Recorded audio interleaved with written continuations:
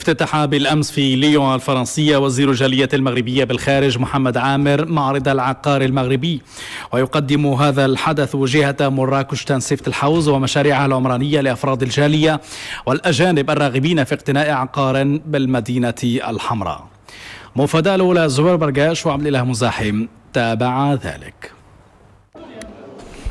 افتتاح الدورة الثانية لمعرض العقار والأيام الثقافية المغربية بمدينة ليون الفرنسية يشكل فرصة سانحة للتعريف بالمنتوج السياحي المغربي وكذا الاستثمار في مجال العقار، سواء بالنسبة للمغاربة المقيمين بفرنسا أو الزبناء الفرنسيين والأجانب.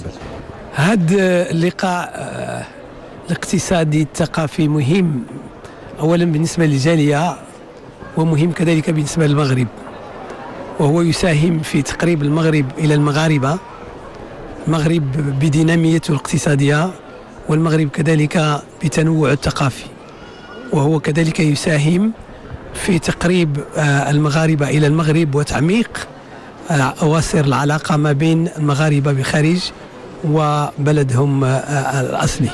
جهة مراكش حاضرة هنا في هذا المعرض بامتياز وخاصة في مجال العقار، فضلا عن الإمكانيات المقدمة والتسهيلات البنكية والخدماتية للاستثمار في القرى السياحية والشقق الفاخرة بمدينة مراكش وعدة مدن أخرى بالمملكة. جانب هذا المعرض عندنا واحد العدد ديال الصناع التقليديين ديال جهة مراكش تنسيف الحوج، وعدد ديال الفرق الفولكلورية ديال هذه الجهة اللي جات باش تنظم واحد العدد ديال العروض. وهذا العام هذا باذن الله راه عنده طابع ثاني، وانه انطلقنا في اتجاه الزوار الفرنسيين عن طريق هذه التظاهرات الثقافيه اللي تتشرف وجه المغرب واللي توري المغرب على مستوى ثاني، وكذلك الاستثمار بالنسبة للمغرب عن طريق العقار وكذلك الاستثمار ككل. دعم الحضور الثقافي المغربي بفرنسا والتعريف بالصورة الحقيقية للمغرب الجديد الحدثي سيمثل مجالات الاستثمار. هذا المعرض يشكل فرصة هامة للاستثمار في المغرب، كما يعرف بالحضارة والثقافة المغربية لسكان مدينة ليون. القناة الأولى زبير برقاش وعبد الإله مزاحم من مدينة ليون الفرنسية. Mobilier marocain plus mobile que jamais. Il n'est pas un mois où la vitrine du savoir-faire du Maroc dans le domaine ne s'offre au regard des citoyens et des professionnels à travers le monde. La dernière présence remarquée, c'est à Lyon, en France, où la région Marrakech Tensif El Haouz est à l'honneur. Nisrine Hamdaoui. L'immobilier marocain s'expose à Lyon. Ce salon met un coup de projecteur sur la région Marrakech Tensif El Haouz, qui regorge de projets immobiliers, notamment ceux de la ville Tamansourt. Cette ville nouvelle accueille déjà 26 000 personnes. La communauté marocaine installée dans la région lyonnaise répond présente à cette manifestation. Acquérir un logement à Marrakech semble être devenu un must pour elle. التعريف بالمنتوج المغربي فيما يخص العمران. La promotion du produit urbanistique marocain se décline à travers la présentation par 15 entreprises immobilières de leurs offres et projets implantés dans les différentes régions du royaume. أساساً في جهة مراكش تنسيف الحوج ولكن كذلك في جهات أخرى من المغرب. يساهم في تقريب المغرب إلى المغاربة. Le salon œuvre à consolider le rapprochement entre le Maroc et les résidents marocains à l'étranger et la consolidation des liens entre cette communauté marocaine avec leur pays d'origine. أواصر العلاقة ما بين المغاربة بخارج وبلدهم الأصلي. Certes, ce salon est axé sur l'immobilier, mais son programme varié inscrit cette rencontre dans une approche de promotion du Maroc. L'événement devient de plus en plus attractif.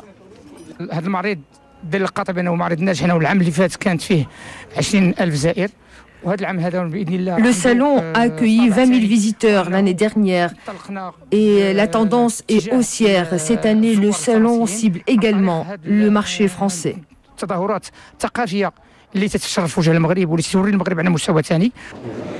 À travers ce salon, les Marocains résidant à Lyon et les amis du Maroc ont pu découvrir ou redécouvrir l'art de vivre marocain à travers une programmation éclectique, fantasia féminine, village d'artisanat de Marrakech et présentation de films.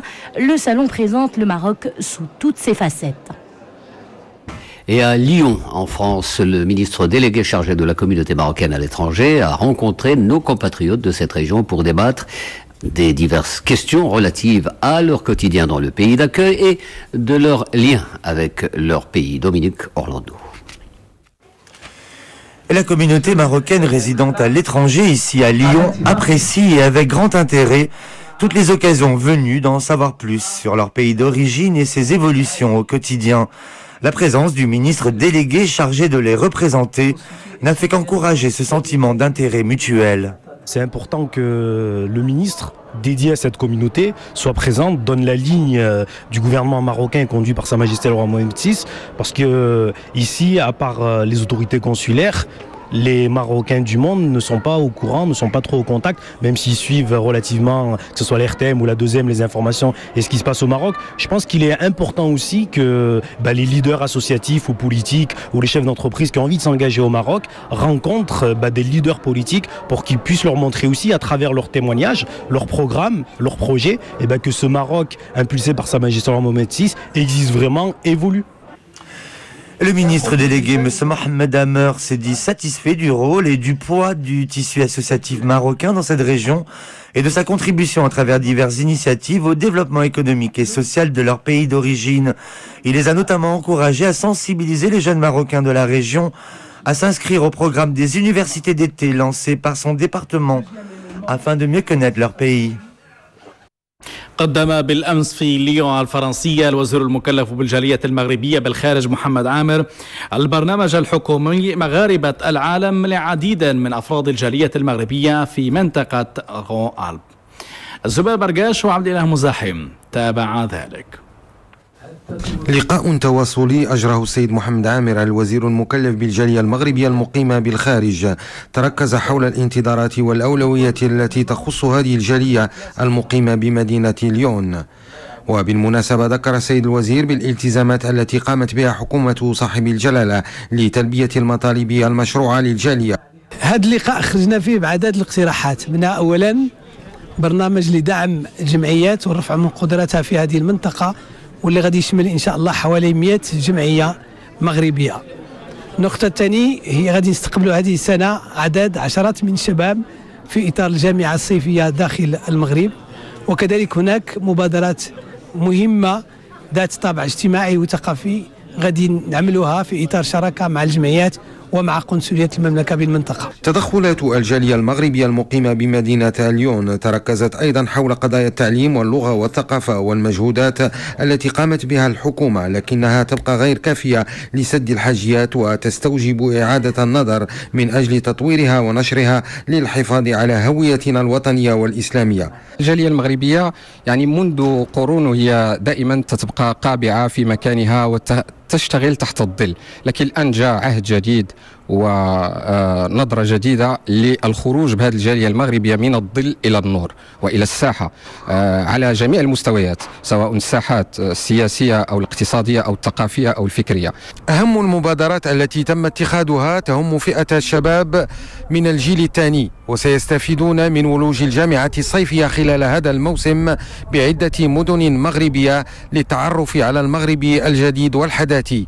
القناة الأولى زبير برقاش وعبد الإله مزاحم من مدينة ليون الفرنسية. بمدينة ديجون الفرنسية أجرى الوزير المنتدب المكلف بالجالية المغربية المقيمة بالخارج سلسلة لقاءات مع أفراد جاليتنا للتباحث حول قضاياها وإطلاعها بالمناسبة على البرامج الحكومية المسطرة للنهوض بأوضاعها. زبير برقاش وعبد الإله مزاحم.